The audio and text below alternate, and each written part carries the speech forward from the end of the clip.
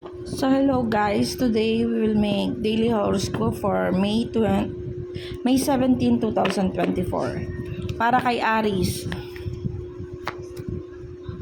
Okay.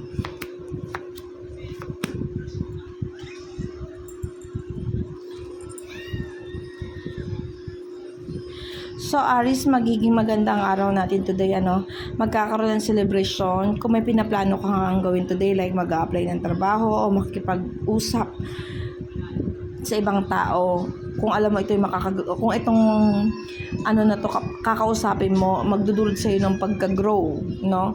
Mag-ingat nga lang sa mga betrayal, sa mga chismis, Meron kasi tayo ditong may paparating ngayong araw na to na hindi magandang balita. Kumbaga, mapag-uusapan ka, gano'n. Pero don't worry, Aris, magkakaroon naman ng justice yon. Ibig sabihin, mapapatunayan naman na hindi yung totoo or something na hindi masyadong makaka-apekto sa'yo. Para naman kay Libra,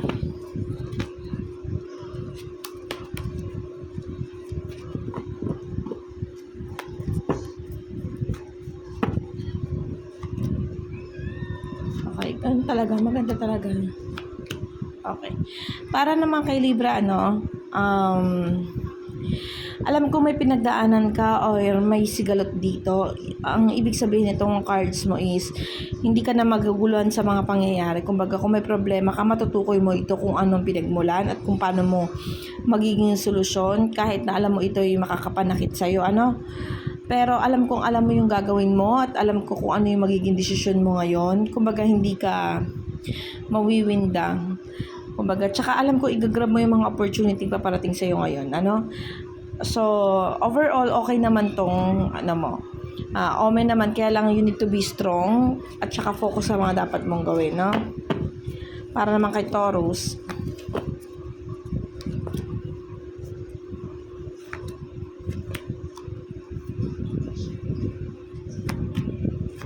Okay.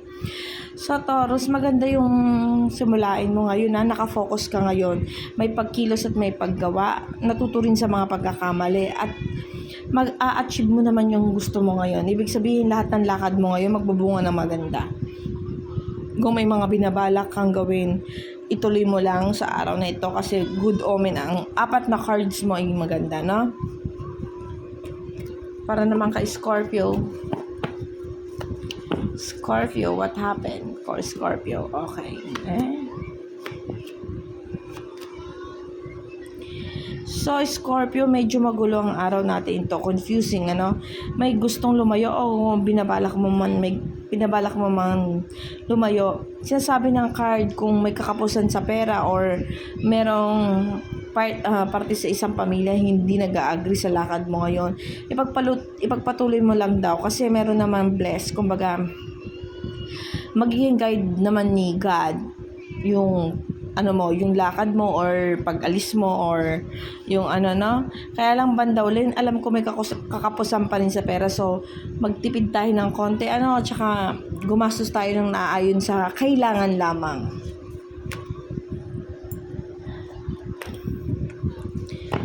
Kay Gemini.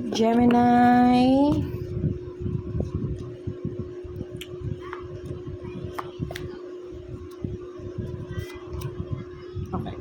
So, Gemini, kailangan natin ngayon mag-ingat sa mga desisyon natin, Kasi alam kong hindi ka confused, alam kong diretso yung kung ano yung gusto mong gawin sa buhay mo.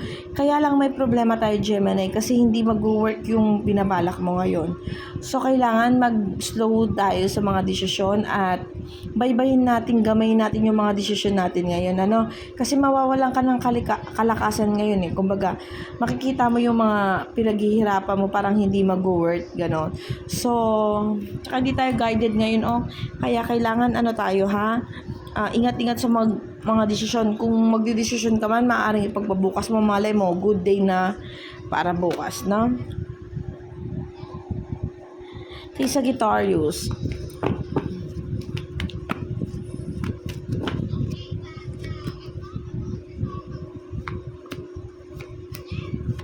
Okay. So, Sagittarius, napakaganda ng araw na to. This is your day. Kasi makukuha mo yung justice, magiging maayos yung takbo ng relasyon mo sa ibang tao. The Magician, ibig sabihin masusolusyonan mo yung mga problemang darating sa'yo today. Kung may conflict man, maaayos yon. At don't worry, Sagittarius, no? May guidance ka, naka-align sa'yo si universe today. So, tuloy-tuloy mo lang yung mga dapat mong gawin. Ito yung time na kailangan mong kumilos o gawin mo yung dapat mong gawin kasi alam mo nakafocus ka at may makukuha mo yung pinakamagandang shot ng gusto mo, no? Para naman kay Cancer.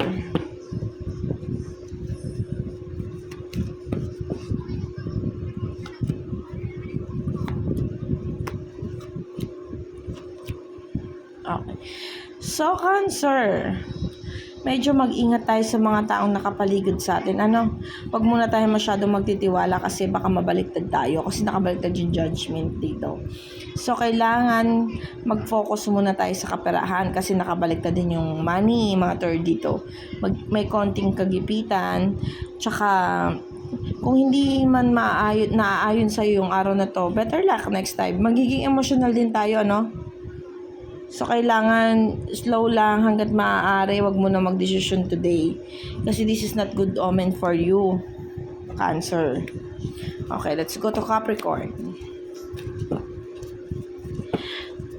Capricorn. Oops. Okay. So, Capricorn, alam ko may mga paparating sa'yo ngayon, May mga paparating na mga, what do you call this one? Basta may mga paparating sa iyo today na mga balak na gawin or baka naiisipan mo magbukas ng mga negosyo today o may balak kang puntahan today or gusto mo mag-apply ng trabaho, may mga opportunity paparating. Meron din, maaari ding magyaya sa iyo yung boyfriend mong lumabas today. Sinasabi dito sa cards na itong plano na ito ay hindi makakabuti sa iyo. Mukhang magwawaldas ka ng pera today, no, Capricorn. So, mag-ingat-ingat sa mga paggastos natin today kasi financial matter ang lumalabas dito sa iyo. Tsaka mag-ingat sa mga desisyon kasi baka hindi mo magugustuhan yung effect ng desisyon mo today. Para naman kay Leo,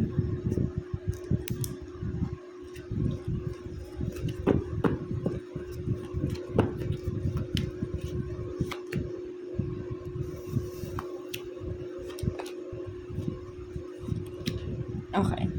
So, Leo, the Magician na nakabaliktad, it means magkakaroon ng sigolot o hindi mo susolusyonan yung mga problema ngayon, no? Tsaka si universe kasi hindi rin naman naka-align today sa'yo. Alam kong gusto mo or binaplano mo pag may dumating na mga opportunity, igagrab mo yun. Alam ko rin naman na hindi ka mawawala ng paraan para dun makamit yung gusto mo. Pero take slowly, kasi ang head mo is reverse ng the Magician. So, kung magkakaroon man ng conflict, hindi mo to basta-basta maaayos. Medyo sasakit ang ulo natin. So, hinay-hinay tayo kung may balak natin bumili ng mga bagay-bagay or umalis or mag-apply ng trabaho. So, pagpaliban muna natin yung mga bagay na gano'n, kasi hindi siya mag-work today. Para naman kay Aquarius.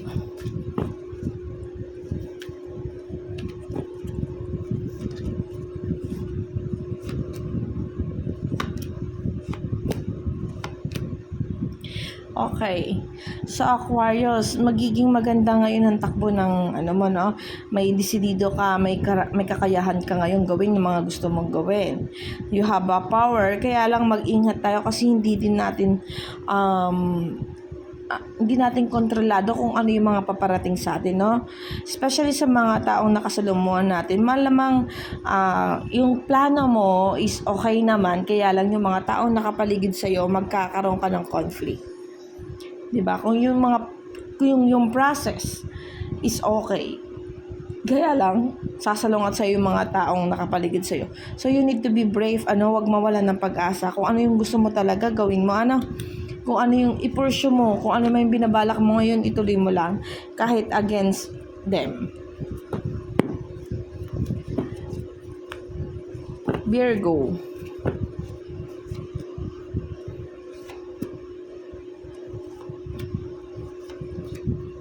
Okay. So, Virgo, magiging magulong araw natin ngayon, ano? Magkakaroon tayo ng, kung gusto mo man lumayo, may pinaplano kang lumayo at magiging problema ito sa pamilya mo. Kung may bala ka, siguro magkakaroon ng sagulot or konting tampuhan between you sa karelasyon mo or sa mga taong nakapaligid sa'yo. Magiging conflict. Don't worry, today maaayos din naman yon. Kung may kaguluhan or may paparating sa yung hindi maganda sa maling pagdesisyon mo, related ito sa pag-alis, no? Kung may pinaplano kang bilhin, ganun, sa isang pagdedesisyon to, okay? So, mag-ingat lang, pero don't worry, wag masyadong mag-isip, wag malungkot, wag ma-depress, kasi may dumating si Magician, magiging maayos din naman lahat. Para naman kay Pisces.